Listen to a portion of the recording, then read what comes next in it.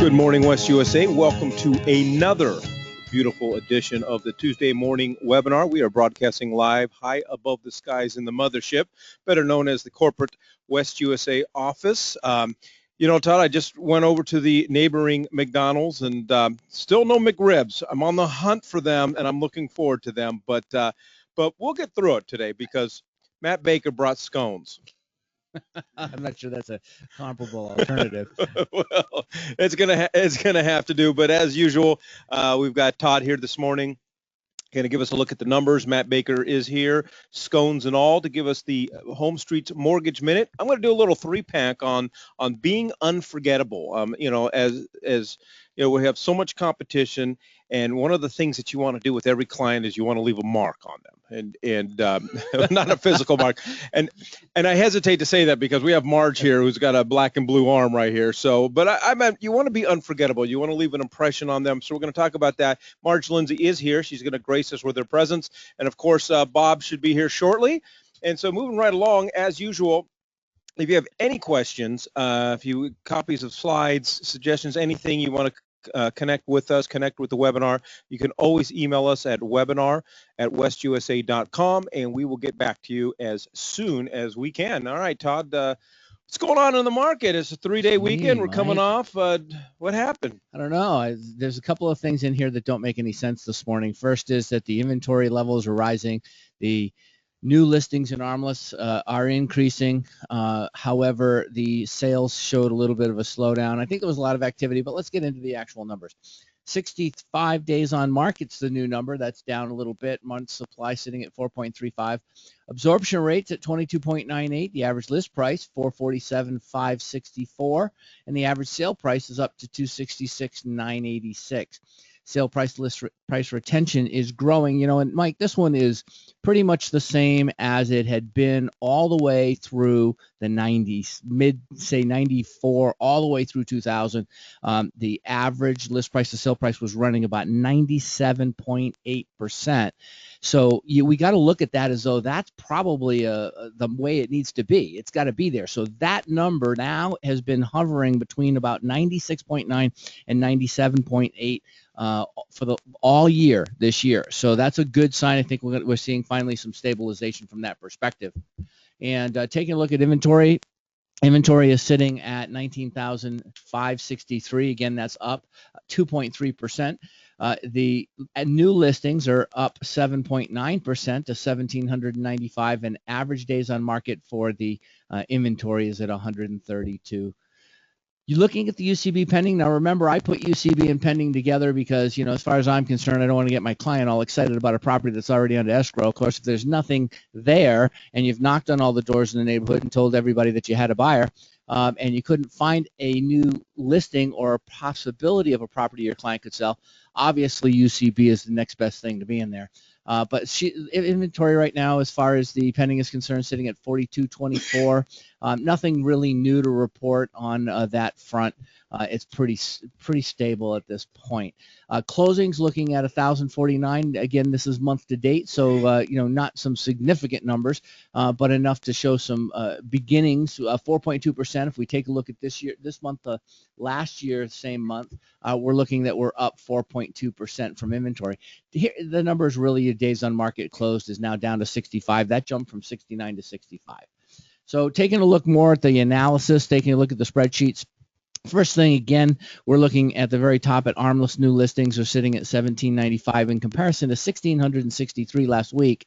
That means, you know what, everybody out there, good job. And by the way, I got to tell you that the difference, Mike, in that jump of 100, if you were taking a look at West USA's numbers, our agents out there increased by 53 units in the same week. So of that difference, of that 100 and something difference, thanks, guys. You guys were a big contributor to that. Taking a look at the numbers in yellow. And again, my job today is really to kind of show you a little bit. We're not talking about month-end numbers. We are talking about the week-to-week numbers. So I'm trying to show you some differences in the week-over-week statistics, just some things that pop up. When you start tracking things, just like you should be tracking your conversion ratios, when you see a change in your numbers, that signifies something has taken place. And the objective is always to learn by the change in the numbers. What is it and why? But lender inventory, if we look at this, went from 88 to 59. That's a 33% reduction. And HUD homes went from 17 to 9. We're going to be tracking these a little bit to try to see what's happening. Short sales are still pretty much, remaining approximately the same. So there are still some people, believe it or not, that are, that need some help in that short sale area. So it's not quite gone away totally. Taking one more time, Mike. I'm sorry. I talked about two things at the same time. We get down under statistics here, and here's the thing here. You're looking at 54.31 month supply. Again, this has been flip-flopping every single week. We have 1 week where we're down in the mid-twos, which is an aggressive seller's market, and then the next week we're sitting at 4%, which or not 4%, but 4 month supply.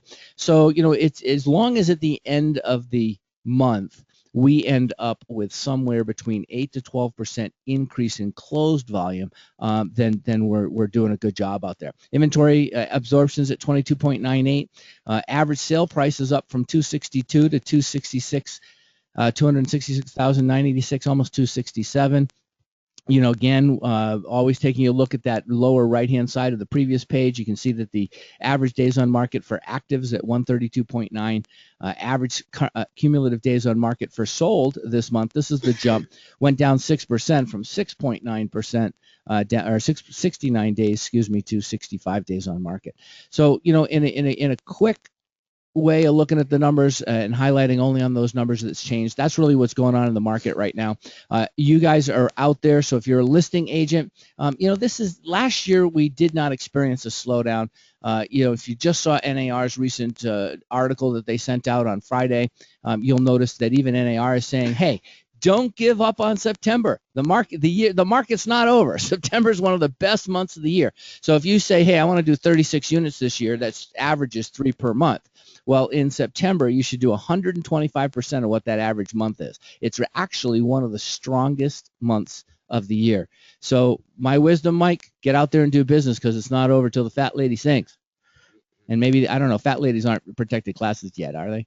Well, fat ladies are. Ladies are, I guess. So till fat people sing. How I'm about just that? going to not say anything. I'm going to continue to let you put your foot Try in to your dig mouth. myself back out of the hole I made?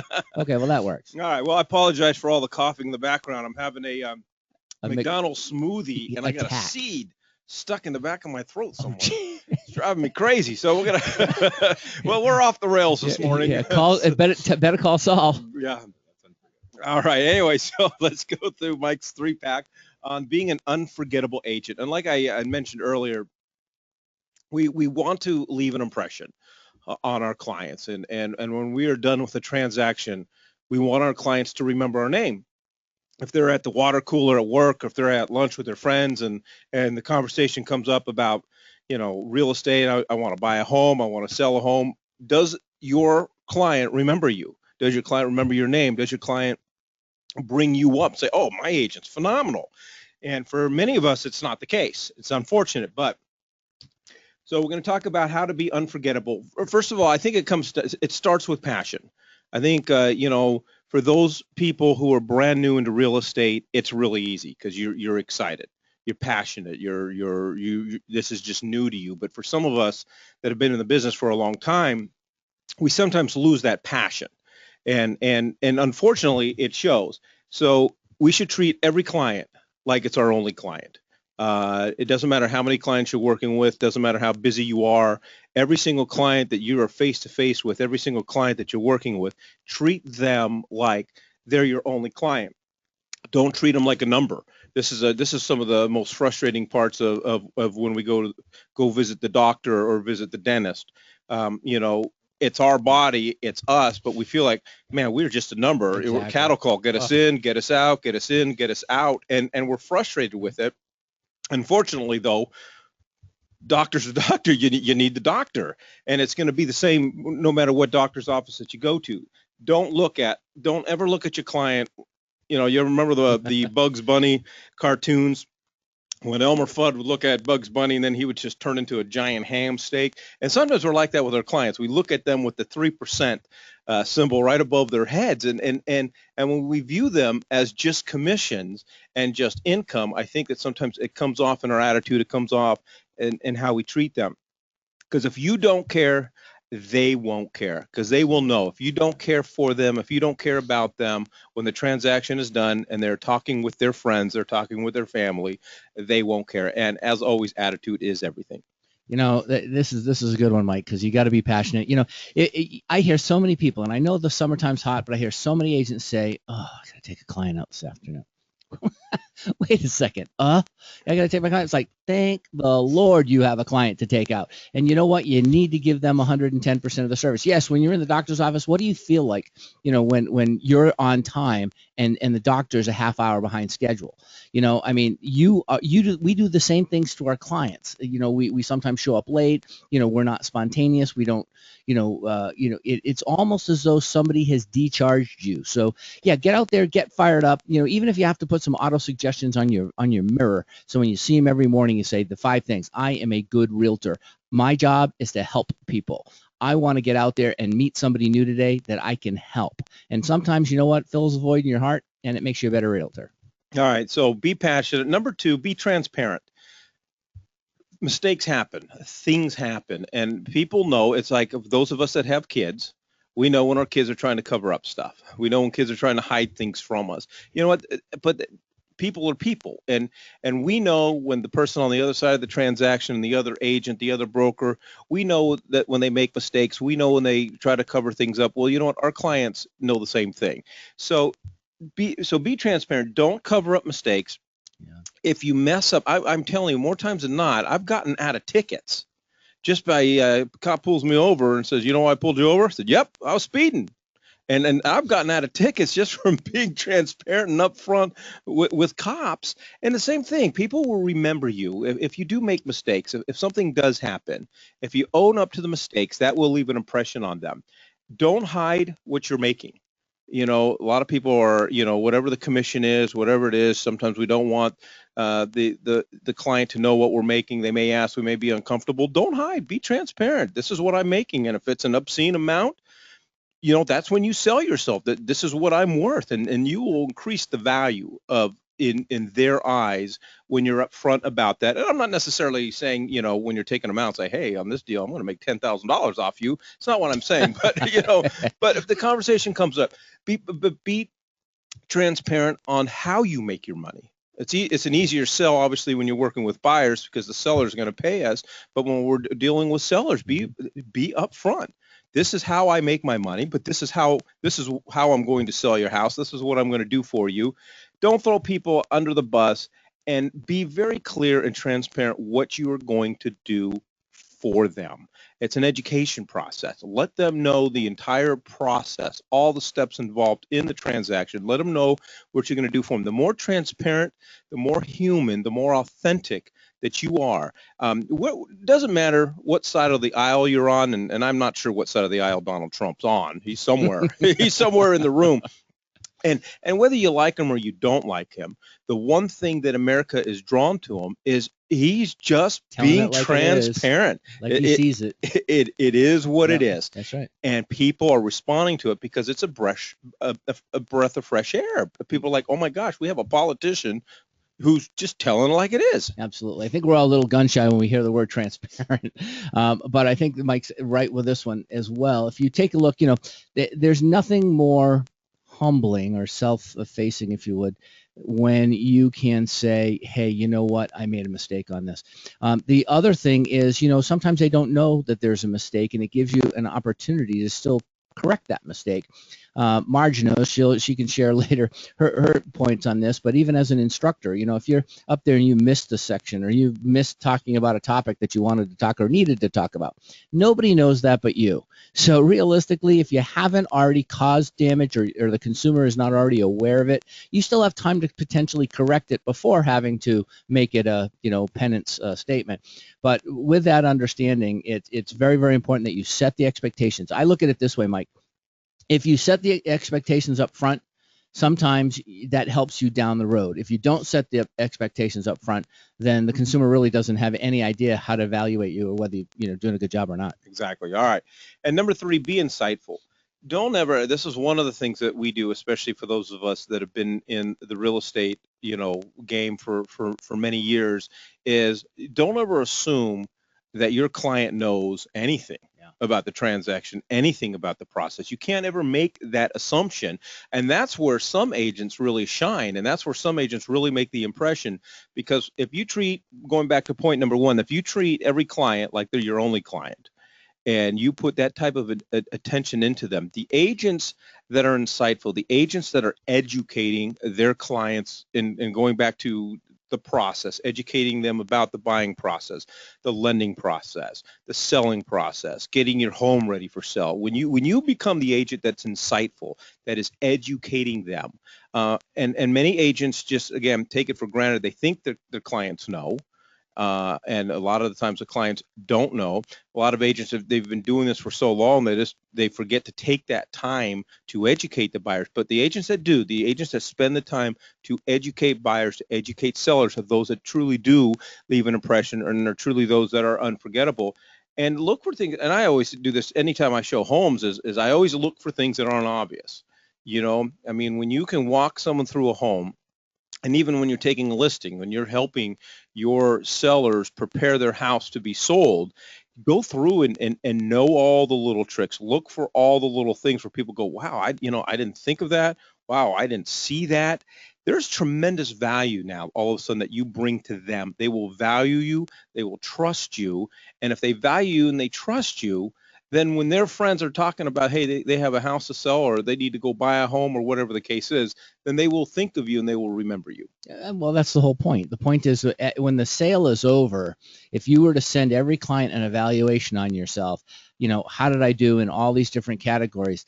The client would have an opportunity to help you better understand, what your service is all about and their perception. Let's face it, Mike, this whole game is all about their perception, because in the end, you know what, there's always going to be something going on with a deal, right? Wrong, right? Something's going to be happening. And, and the way in which they approach that is the most important thing, because in the end, it's really what their perception is. But the biggest thing is, don't just look at somebody because they're a doctor and be intimidated that doctor knows more about this product than you do, or that you're in $1 million home, so they should know it better than you do. And it doesn't matter if they've sold 15 houses or none yet, or bought 15 houses or none yet. The fact is, in the very end, just keep asking questions. And the more questions you ask your consumer, the more they in the end are going to think that you're a better realtor. Yeah, so if you're passionate, if you're transparent, if you set those expectations and you are insightful and you educate them, you will become an unforgettable agent. All right, that's my 3-pack for the day. We have a few announcements. Speaking of Marge Lindsay, we have coming up a week from today, we're starting our next round of Pro Start classes. You can go on the dashboard and sign up for it. The dashboard is now up and running. Yay. And we were down for the weekend for upgrades and all that good stuff. But this is just a great opportunity. We are hiring so many new agents, and we have so many agents to West USA that have never sold a piece of real estate yet, and are just unclear of the process and unclear of the contract and unclear of all the things that go into being an agent, all the things that you thought that real estate school was going to teach you, and it didn't. But you're going to learn at ProStart. So sign up for that. And even if you've been in the business for a long time, this is just a great opportunity to just learn some new skills and learn some things that you didn't know. So that is coming up a week from today, starting September 14th. So you can go on the dashboard and sign up for that. I know it's on Facebook as well. Now we have a couple more opportunities to get your CFPB training. I'm telling you, I'm trying to cram as many real estate deals as I can this month because I don't want the change, but the change is coming. Yeah, and this is a good thing too, because pardon me, at last week's class, Dax Watson, who's one of the presenters, brought up some changes that are going to happen September 15th. And so, you got to go to this. You need to plug in and understand what's taking place in the marketplace. So that's coming up. We got a couple opportunities up here at the corporate office, September 23rd. You can take morning, afternoon. I also know later on in the month there's a class out in the surprise office as well. So take advantage of this if you haven't done so. If you've taken one, take it again, because you really need to know what's going on. And we talked about educating the clients consumer, and the consumer. These changes, you better know what the process is, and you better know about the changes, because your consumers are going to have questions, and if you don't know, you're not going to look very good. And they're changing the contract a little bit too to handle these changes. So you need to know what that is. If you don't care about CFPB, but you want to know how to write your contract, show up. All right. And so a couple of weeks ago, our surprise office, Ginger, had the mayor of Surprise in. I was at the event. What a phenomenal event. She did a fantastic job on that. Yeah. And so she's now got our commissioner, Lowe's, coming to the surprise office Tuesday, September 22nd from 10 to 11:30. Any agent, no matter what office you're at, you are invited. You're more than welcome to go. So you can go on the dashboard. You can sign up for that. Just a great opportunity to hear from our commissioner, find out what's going on in the real estate world, all the things that are going to impact us short term, midterm, and long term. So get signed up. The way for she's that. going, I'm expecting to see the president in a couple of weeks. Well, yeah, I'm next in line. Oh, okay. You can't have the president. You can have me. Anyways. All right, Matt Baker, good morning. And good morning. What's going on? Well, let's get right into it. So market rate sort of update for the week. Tuesday morning, after the market being closed yesterday, typical sort of after holiday rally. So when stocks are doing good, typically means rates are going to do bad. So they're poised for a move to the positive, which means, look, every day today, it's maybe an 1/8 or 1/4% in cost. We're not talking like all of a sudden the rate's 4 1/8 today, and after the end of the day, it's now 4 1/4 or 4 3/8. It maybe will move an 1/8 of a point in rate, but the true move is in the cost to get the rate. So again, today it's the market's probably off about 1/4 to start the day in cost. So that same rate, if it cost 4 1/8 was at par, today it cost 1/4. So on a $100,000 home, that's an extra $250 to the client. That's how it works. And so the technicals are definitely signing of a higher rates, right? I mean, we had that sort of run. A lot of it's going to be placed on when the Fed, do they make their September move, or do they push it off to October? What's this going to look like? But again, if you look at the rates of where they're at, I mean, 4 1/8 on a 5% down conventional, right? 3.875 still on an FHA purchase with a 660 awesome credit score. Still really, really good. And that's why I think whether, you look at Todd and his numbers and how he presents that, I think the interest rate market is poised for a great fall. Right. I mean, rates are still really, really good. Great fall, great autumn season, or great season, fall is in crash. Well, football is in the air. I want to make sure what everybody's hearing how about football out there. Season? It's a good, there you go. Get on track. Is that to get on track? No, that's because you talked about football. You're ready for some football. All right, so let's jump into jumbo rates. Let's jump into the next slide and sort of talk about some underwriting updates. rates. And over the last few weeks, I've sort of talked about guidelines that have come out that are really leading to this tightening up. And so what I want to be clear about this is that the general overall sentiment in the market, right? And whether you think of it from a CFPB perspective and their rule changes and whatnot, whether it's FHA, conventional, now jumbo, that there's a tightening up or a documentation is becoming stricter. And so there was this thing that came out called the QM rules, right? And that was in 2014. And some of the things that now these investors are coming back at, right? You close loans, and the typical process is after they get audited, right? And those loans are like, oh, hey, you're missing this piece of documentation, or you're missing this, or you're missing that. So now there's been some history, right? Year and a half of documentation of loans closing, and there's this now pushback from the investors, FHA, VA, jumbo investors, Fannie Mae, Freddie Mac, that are saying, you know what, these don't meet the rules. You need to get more documentation on this, or you need to get tighter documentation. So what do I mean by that? Well, we talked about last week about FHA's changes, right? Grossing up of fixed income or non-taxed income to only 15% instead of 25%. Student loan deferments not allowed anymore, right? Well, FHA is now enforcing the amendatory clause being signed prior to closing.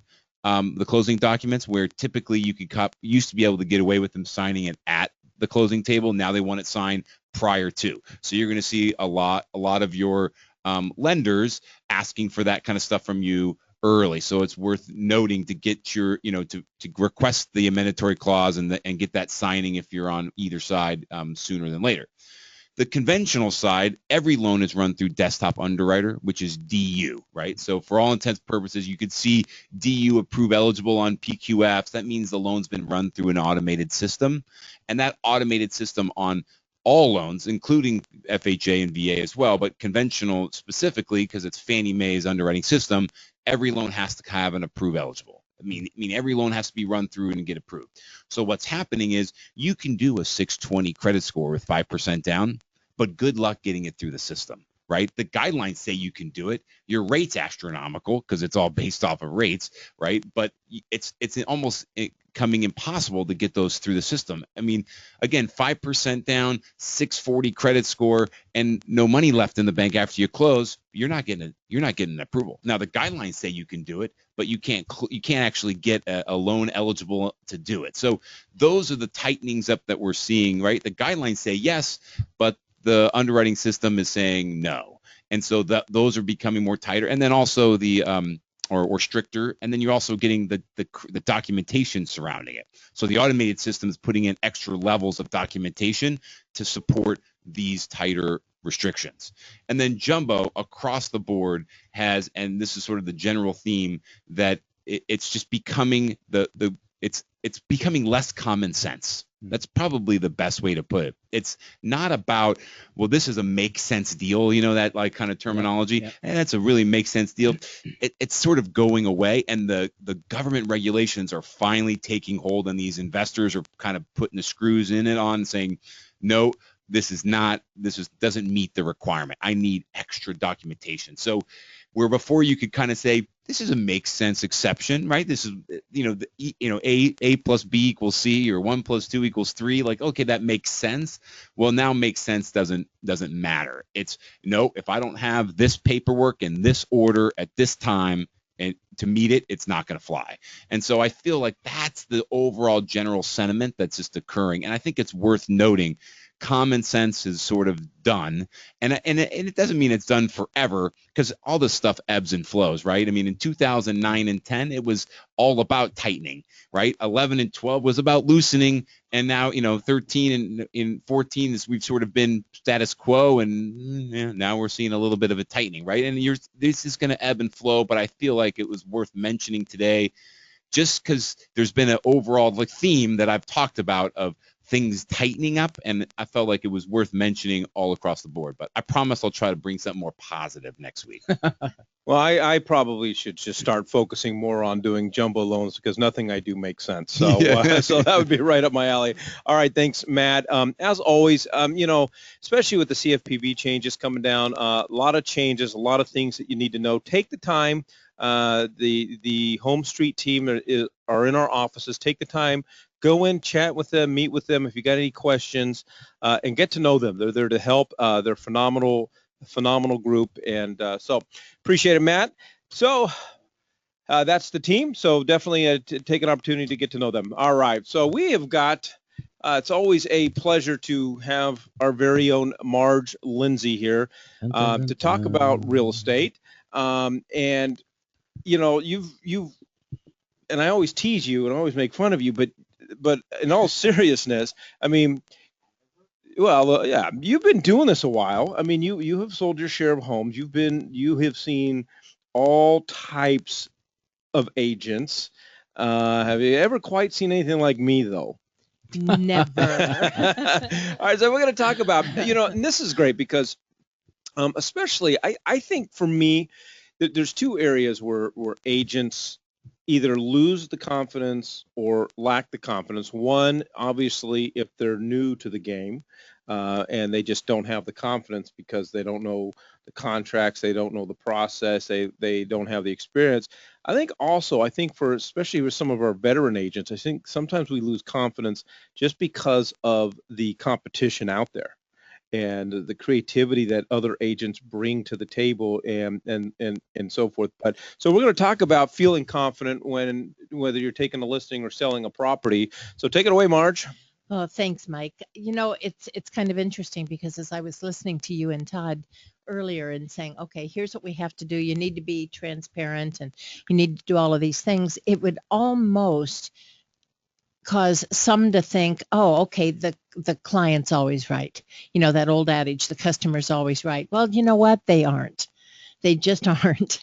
And though I was 100% agreeing with what you're saying, it caused me to want to sit here and start saying, well, wait a minute, what happens when you get the jerk? Because there are bad buyers, there are bad sellers. And, there are times when we sit here and start beating ourselves up, when in fact, one of the best things we could do is just flat dump them. And it caused me over this last several days, and that's why I sent this information to you, Mike, to think back to something that Rick Mack said. And Rick Mack is one of the best known real estate attorneys here in Arizona and also administers the legal hotline for the Arizona Association of Realtors. And in one of the sessions where he spoke, he said, what you need to do is stay out of trouble by starting with picking your clients well. And his whole point was, if and when you're working with somebody and they are argumentative or they do create problems, they flat lie to you, they refuse to cooperate with you and things of that sort, why do you stay with them? And he said, that's the point in time where I think what you need to do is start asking yourself, is this somebody that I honestly want to work with? Especially when it comes to the exculpatory language in the contract, meaning the release clauses, where we are being protected, at least to the extent that is possible. And he said, if and when they refuse to do it, ask yourself, why am I going to continue working with them? And that's just basically where he said there are some, fortunately not many, but there are some we ought not to be working with. And sometimes we feel a heck of a lot better when we get rid of that person instead of having to continue, trying to jockey them and make somebody happy that wouldn't be happy, under any circumstance. Exactly right, Tom. And it's like the couple that they first get together and then within a month they're already fighting and they're already having issues. Okay, it's not going to end well. Yeah. So end it now. It's not going to get better. I mean, when you start right off the bat with a client and it's going bad, I mean, that's just a glimpse into how the whole process is going to be, questioning everything you do. And one of my mentors, as one of the greatest things that I was ever taught in real estate, is it's okay to fire clients. That's exactly. And his I've point had too. clients where I've just said, listen, I can't work with you, and this is why. And I walked away feeling pretty good about it, because it's not, sometimes it's just not worth the dough. It's that burden that you take off of your own shoulders, that self-imposed burden, and one of the most empowering things that ever happened to me, and I honestly don't remember how many years ago, Mike, I was carrying the 82. tablets down, but to say to somebody, you know what we need to do is agree that we're going to disagree. This is not a good marriage. This is not a good fit. If you want me to refer you to somebody else, I'll be happy to, but you and I just do not work well together, and it's okay. And the thing is, we're saying too, so start interviewing them from the beginning. Talk with them from the beginning. Don't avoid it when they're argumentative. Ask them. Get an idea for what it is that they want. How realistic are they? Is this something that's going to get better? Or, with a little bit of education, or again, do I want to dump them from the beginning? The other thing is, providing them with a copy of the contract now. I mean, it sounds so easy, and we say that all the time, but few of us actually do it. But give them a copy now and let them know this is the form that we're going to be working with, and it could be as early as today, or tomorrow. So the sooner you read it, the better it's going to be. What I want to do is empower you, have you understand what the process is going to be, and let them know from the beginning what the expectations are. And then when they find the right home, the paperwork becomes a technicality that they're less concerned with, because they've at least read through it, or they know we've certainly suggested that they should. One of the other things that we face out there, and like my mom right now, she wants to instruct me about real estate because she watches HGTV all the time. So she thinks she knows it all, right? It drives me bonkers, because she's going to always give me advice.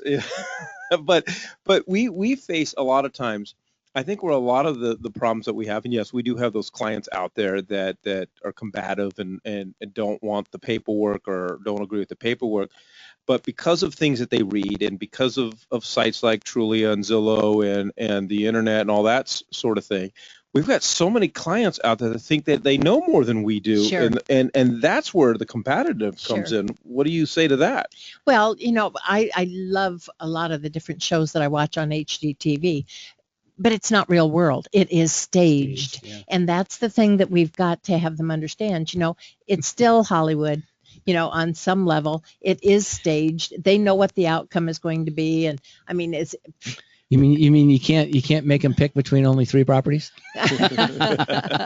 Exactly. And oh my gosh, surprise, because we found some wood rot, all of these things. But I mean, that's the thing that we have to tell them. This is real world. This is live production here. And what I'm going to do is prepare you for it so that it will be staged to the extent that you were at least forewarned and you had some better knowledge.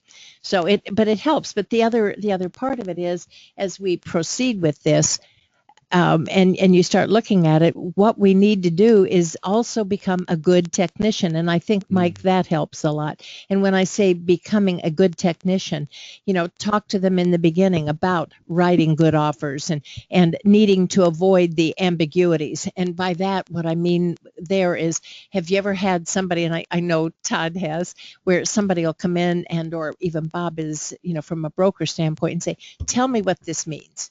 And they'll put something right in front of you. So you read it and you tell them what it means, and they'll say, huh? Where'd you get that? That's not what that says. Okay, what does it say? And then they tell you what they think it says, and you say, okay, clearly we have what I call, the ambiguity or something. And the fun part for me was one time when one of the agents said, tell me what this means. And I did. And they said, how in the world did you get that? And I said, well, who wrote it? I did. And the other agents agreeing with you, they're not agreeing with me, So, there are times when you want to look at some of these things and, avoid the disputes. And one of the things here, when I'm saying becoming a good technician, what I personally would warn against time after time after time is when you know that they, meaning the other side, are going to take exception, and you hope they don't catch what you're doing, you're just, setting yourself up to walk on a landmine. If you know that there's going to be a dispute, let's talk about it now. Let's get it resolved now. Let's, open it up for discussion so that we don't have to worry about those things. There are too many unforeseens that can come up that we don't know about. So, avoid the disputes from the beginning. Yeah, and I would say too, Marge, is don't feel the rush. Right. We have four full-time brokers, and if it takes an extra couple hours to send them an email or call them and saying, listen, this is what I'm thinking about writing Exactly. in the contract, because yes, it might delay. It sometimes is a hassle because you're trying to write the contract right now, but it is far better than to face this situation now where now the brokers have to get involved. Right. Because of something that you wrote, and then also, and not that, and I'm not saying to take the advice of other agents and get them to approve anything, but if I'm writing something and I'm not sure, I might say, I'm writing this, what do you think it means? And if I just present it before 5 agents and I get 5 different answers, then I've got a problem. But always let the brokers have the final say. If in question, contact a broker because they don't want you to get them in trouble. Right. They don't want you to get in trouble. They're here to help us clarify what's in these contracts because these contracts are important. People's life savings are on the line. You bet. You bet. Well, one of the things that I've heard Dale and Bob say over and over and over again is call me and say, here's what I'm thinking about. Give me some advice instead of, oh, here's what I did. How do I correct it? Exactly. And, the other part of it is one of the things that I'll do time after time in a class is if somebody says to me, well, my buyer asked what this means, or the seller wasn't sure what that means, or we assumed, that dangerous word, we assumed that this is what was intended.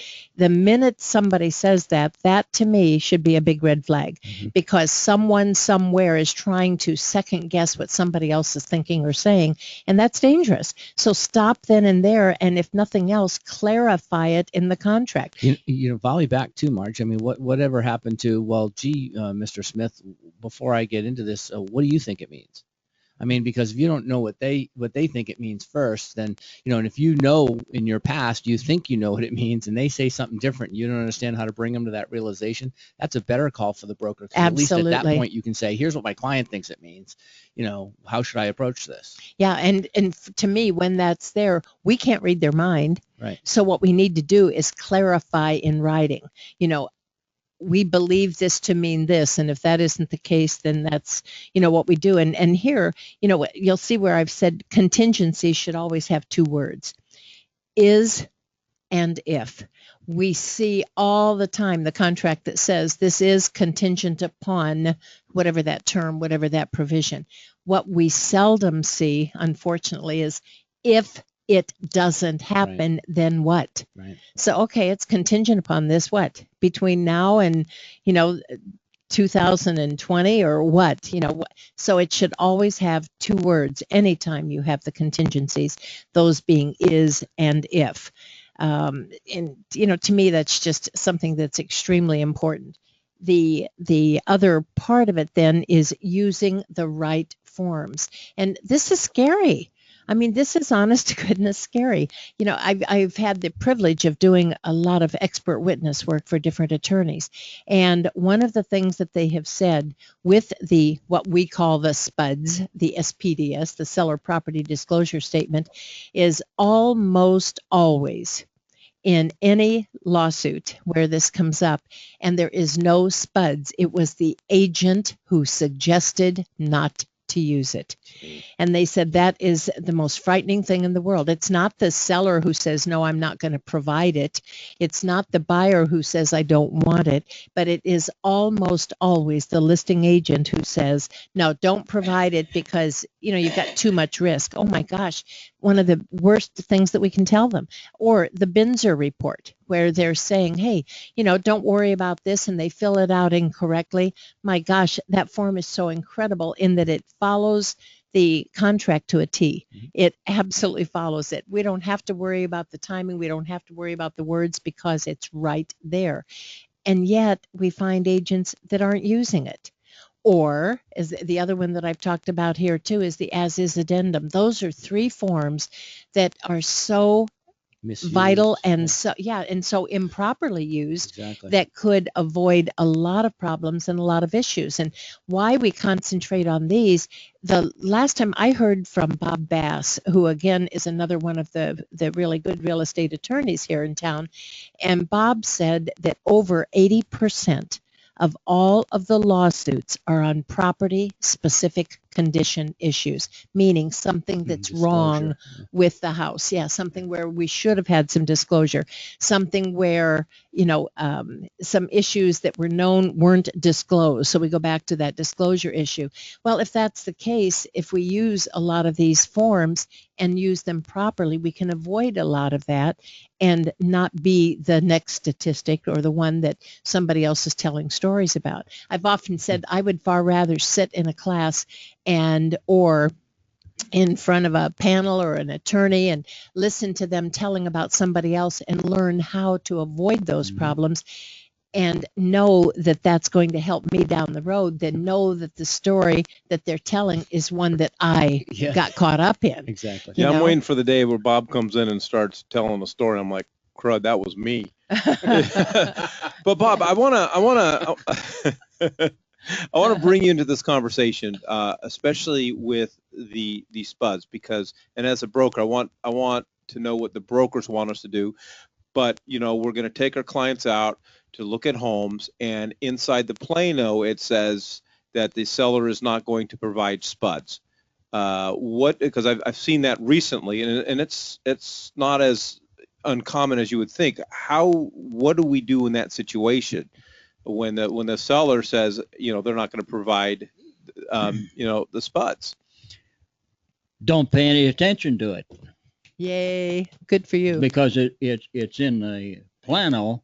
I don't care what's in there. Mhm. Now we're going to get a contract, and if you tell them that it's okay, no spuds, then you said it. I don't want you to say it. Leave it in the contract, call for it, and if it doesn't come through, then it happened from the other side. And why am I using my hands to speak with? I thought you were Italian. Okay. Yeah. All right. Good. No, I think that was brilliant, though. I just have to say, Marge and I looked at each other the moment Mike asked the question. It was kind of like a trick question, only because, what happens if it says playset in the Plano? And this is the example I just like people to understand. Mhm. If you don't put playset under personal property in the contract, it does not convey regardless of what the Plano said. Now, maybe in the end it still will, because the homeowner just doesn't want the burden of taking it down and moving it. But the reality is, if it's not in the contract, it doesn't happen. Now let's look at the reverse of this. The Plano says there's a takeaway. If it's not in the contract, follow the terms of the contract. And that's basically what Bob was saying. It's built in to do the right thing. Just don't. Remember what don't Judge not do the Judy right thing. says. If it's not in there, it doesn't exist. Perfect. Yeah. All right. Okay. We brought Judge Judy into this. Wow. Great. Stupid. The morning is getting away from New us. plateaus. Okay. There's so many questions, and I know that there's so many of us that have been doing this long enough, and it's the time to really push, ProStart again, because you spend a whole day going over the contract, and regardless of the experience level of the average agent here at West USA, I mean, what percentage of real estate agents across the entire state from all different brokerages really have a full grasp of the purchase contract?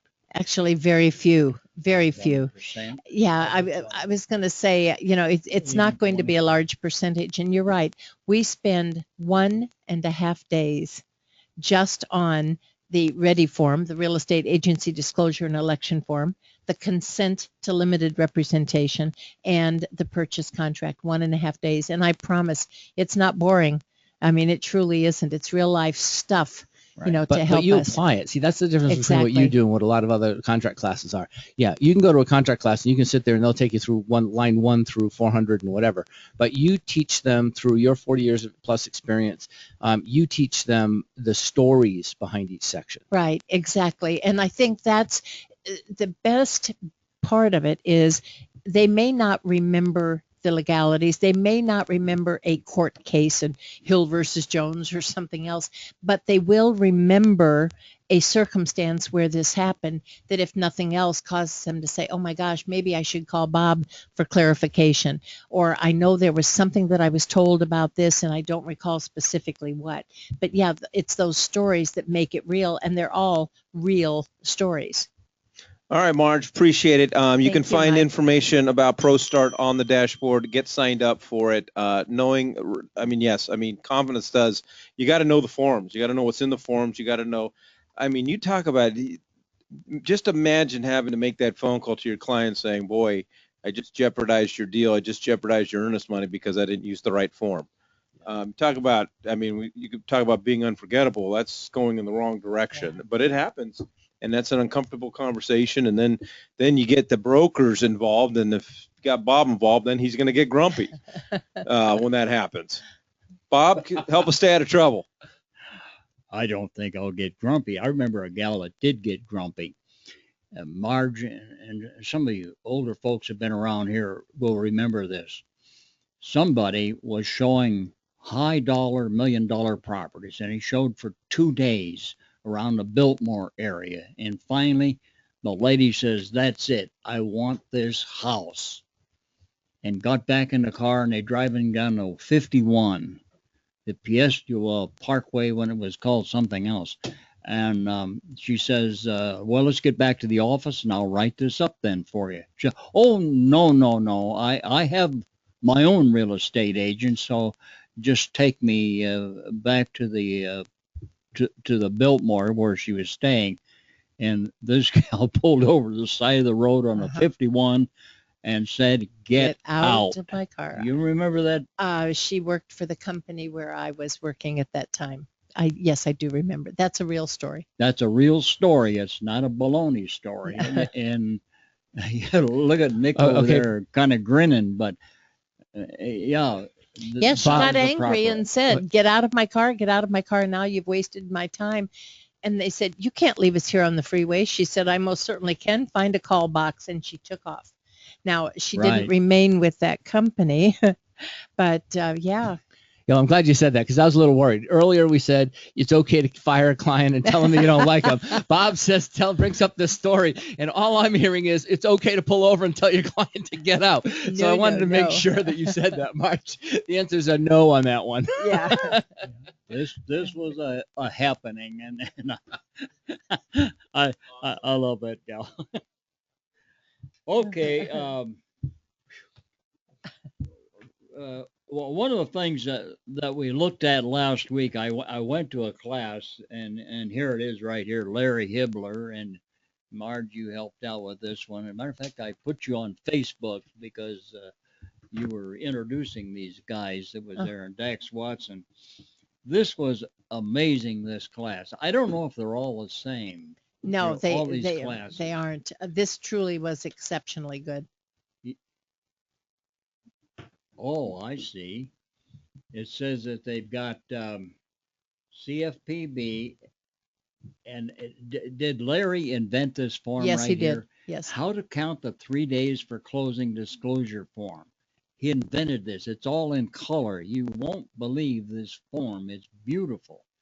And you know, you're not going to have any problems if you take care of business as you should on this CFPB. But if you don't, and you don't know what's going on, as a matter of fact, he tells you what you need to have go to your lender. You have to get this information and get it to the lender so they can start working on it. The best case scenario, you can write a contract in 5 days. I believe it was on the 5th day you could proceed forward because you've got all the paperwork, you're moving, you're rolling. But if you ignore that paperwork, it goes down to the 23rd day and you're still messing around trying to get paperwork. Don't do that. You get a prospect, get them pre-qualified as soon as you can, and get them ready to roll so that you can write a contract, go on down to closing. And if you don't believe this, this is going to be a mess once we get rolling and we have to go into some of these scenarios and get the clients will be calling us. They'll be calling us. And what's the matter with your agent? Well, the agent didn't go to the class, is what I'm going to have to say. But this is extraordinary material. 36 pages of this stuff. And of course, Larry is with Stuart Title, and Dax Watson was also there telling us how to avoid some of this stuff too. So he was interesting. I never met him before. Interesting guy. Okay, some of the things, these were all caused by predatory lending and bad loans. And I found stuff on my computer the other day where I was telling agents, don't do that, back in 2008, because they were doing it. They were working out deals where they could pick up 50 grand and stuff. I said, no, no, no, no, no, no. You're not going to do that here. You may do it somewhere else, but not here. And then they would slip it over into the girlfriend's name. And caught one guy doing that. He's not here anymore. We don't do this stuff. I really am hot about this stuff. Bob dropped him off on the side of the 51. So On the side of the 51. Now here's the minimum fine if you get caught doing some of this goofy stuff is a $5,000 fine. The CFPB the guys that investigate these things, if you get caught, you could be a $5,000 fine up to $1 million. There is no E&O coverage on this stuff. You think you're covered by E&O? NOOP. Nope. Not there. Work with the settlement providers that are CFPB compliant. Well, who are they? There's a bunch of them say they are. Well, bring it over to me. Let me check it out for you. I don't go for some of this stuff. And if you do have any work done by a title company or someone else or a lender, I had one with a lender the other day, and I told my guy he has to do the pro rata share of what it costs to do this. Well, he says, I'm just going to email this stuff out so they don't cost anything. Yes, it does. To make it appear on the screen, it costs something. There's some cost in there, and you're going to have to do your pro rata share. He took up about 9% of the page, but he's got to pay for that. Yeah, he can send them out by email, but you still have to do it. And how many complaints have been filed? And I said to Larry, he went down there in the class, I said, 4? And that was a laugh. Because he came back and told me how many complaints have been filed since 2010, and we have 627,000 complaints have been filed. OMG. I couldn't believe that. That's a lot of complaints. Don't let these things happen to you. Okay. See what else we got here. Oh, I'm getting a lot of questions about the appraisal. Well, when do people have to do the appraisal, Bob? I don't know. What's it say in the contract? Take a look. Well, don't say anything. Well, there's your answer. You don't say anything? Prior to close. Somewhere before closing. Well, yeah, but I got reasons why I want it done now. Well, then write it in the contract. If you have those reasons why you want it done early, you got to address that situation. So the time is something. And here's another gal. She has got a sign up on a condo, and the HOA called in, and they said you have to take that sign down, Mr. Broker, off of that property. I said, well, I'll call the agent. So I called her, and she says it's not sold. It's reported in the MLS as being sold, but it fell out, and I'm working on getting it all back. She says, I'll call the HOA. But some of these HOAs, they're still mad about getting whopped. So by the realtor groups. I met a guy this weekend. We went and bought some carpeting from him over at Lowe's. Here he is, Abraham Watkins. 20 years ago, he worked at John Hall, and he said Dale taught him how to do this stuff. So anyway, he's a broker now. He's working at Lowe's. Seems like I had something else in here. I do. Here's another one of these HOAs that called me, and they got a problem with one of our gals, and I called my gal up over there in Fountain Hills, and she says we're not under an HOA with my property I have for sale. Well, it was the gal next door who has an HOA that's working, and she didn't like something about that house. So our gal said, I'll call her and tell her to get away from me or something. I don't know. But they get all involved in something they shouldn't be involved in. Here's a nice call I got. Somebody called me up and says there's a canceled listing out here, and I want to sell it. Now, how do I get paid on that, Bob, if it's a canceled listing? Well, let's go back to 101. How do you get paid? And it made me wonder. You know, there's a lot of folks that come, if they haven't been through your class, Marge, they come into the business, and how do they get paid? They just think they do. If they go sell a house, they think they do get paid. Well, wait a minute. Is it listed? Is it in the MLS? Is there a reason to pay you? You got to know that before you go out there and decide you're going to sell it. I think that's amazing. So many people go out and do that. So I told this guy, you got to get a listing on it. Well, the guy's from India. Well, so what? Is that where he's at now? No, he's not there now. Oh, well, of what importance is the fact that the guy's from India? Unless we can't speak the language or something, I don't know.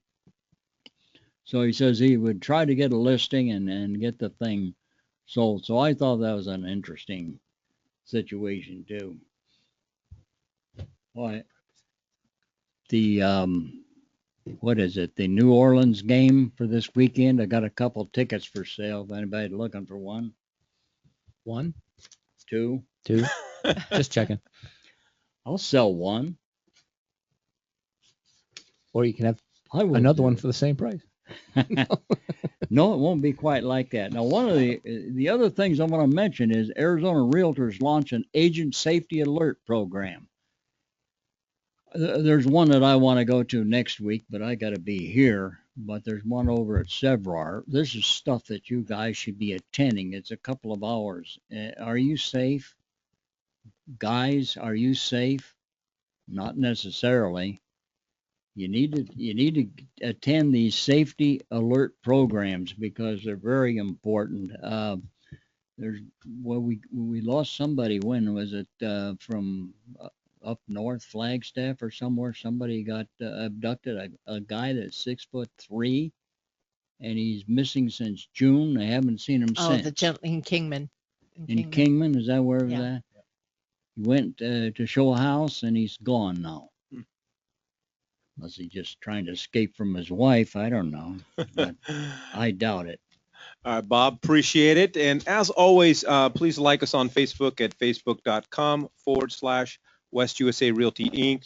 The best place to go to find out all the ins and the outs and what's upcoming and all the events taking place at West USA. Leave you with the quote of the day from Thomas Edison. I have not failed. I've just found 10,000 ways that won't work. Folks, have a great day. Go out and sell a home. A lot of